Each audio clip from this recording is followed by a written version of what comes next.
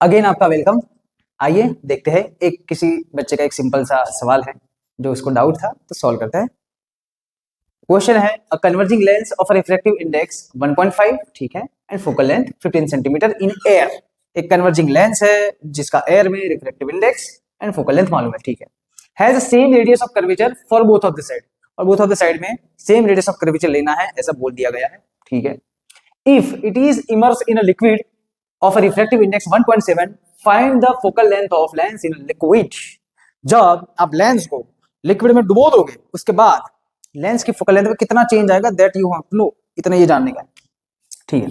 चलो तो ये क्या है, पहले तो लेंस दोनों साइड ये जो आर है वो सेम है, यहाँ आर है, यहाँ आर ही तो होगा और क्या होगा, ठीक है।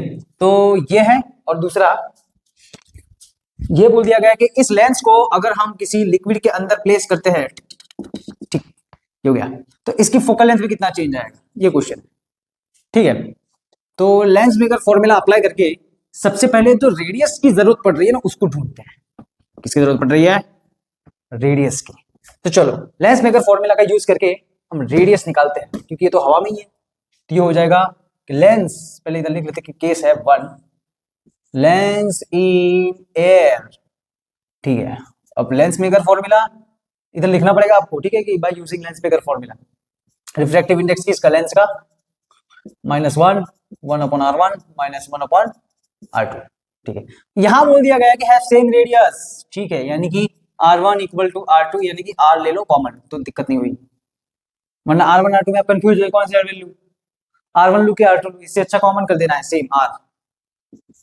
फोकल लेंथ तो मालूम है ना, बार बार क्यों लिख रहे हैं, फोकल लेंथ है 15, ठीक है, ये है 1.5, ये है 1, आर तो सेम है, लेकिन यहाँ नेगेटिव नहीं, वो अभी बताता हूँ क्यों।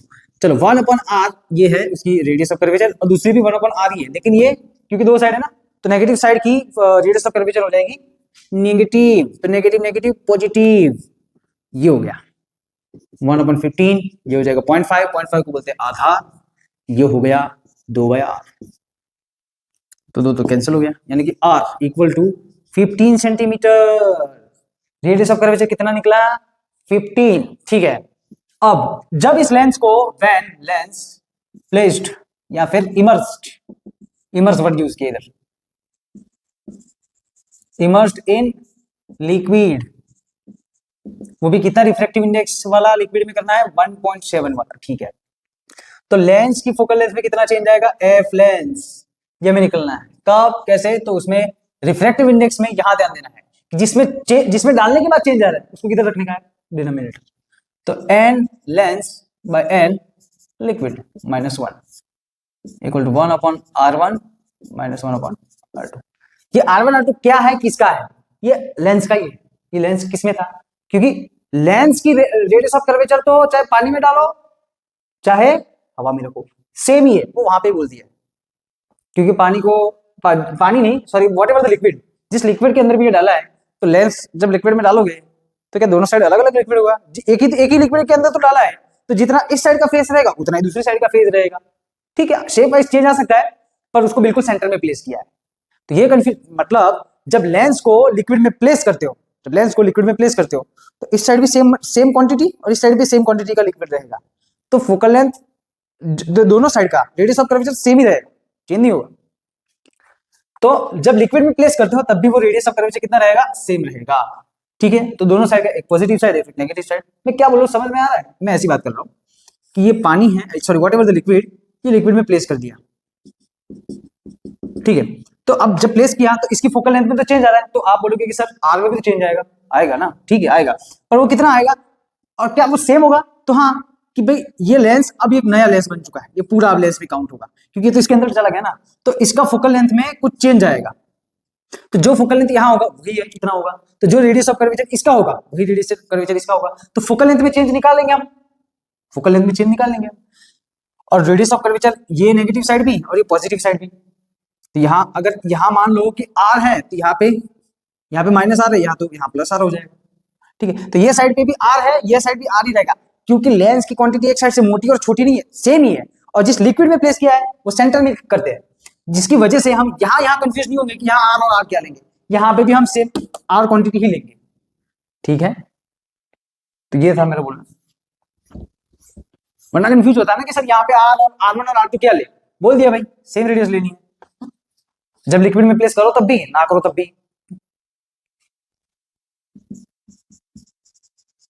चलो इसका है कितना लेंस का 1.5, ये 1.7 माइनस 1। अब तो कैलकुलेशन वाला पार्ट है, यहाँ पे दोनों सेम है रेडियस, तो R वही इसके जैसे सेम केस प्लस 1 अपना, ये इसको थोड़ा सुलझा के करोगे आप तो 15/17 ये हो जाएगा 2 R की वैल्यू कितनी थी 15, तो -2 ये और 2 हो जाएगा 4, 17 × 15 255। ठीक है, नेगेटिव में आ रही है, मतलब लेंस की फोकल लेंथ में देखो नेगेटिव में चेंज आया। इसका कैलकुलेशन में ठीक है, इसका कैलकुलेशन मैंने करके रखा है, तो ये हो जाएगा 63.75 सेंटीमीटर जितना चेंज आएगा, नेगेटिव में हो जाएगा।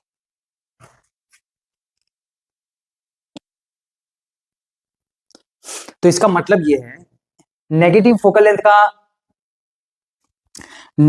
का मतलब ये है कि जब किसी कन्वर्जिंग लेंस को उससे ज्यादा रिफ्रैक्टिव इंडेक्स वाले लिक्विड में अगर प्लेस करेंगे तो वो किसकी तरह बिहेव कर रहा है, डाइवर्जिंग।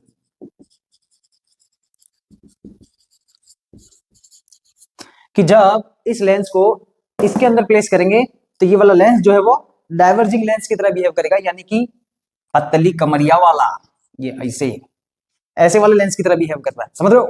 क्यों हमने ये क्यों बोला, क्योंकि नेगेटिव फोकल लेंथ, अगर पॉजिटिव आती तो स्टिल वो कन्वर्जिंग का कन्वर्जिंग ही रहता।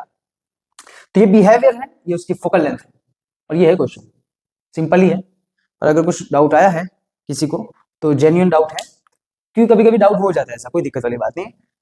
देख लो, सीख लो, जान लो, जितना जानोगे उतना आपके लिए बेनिफिट में है।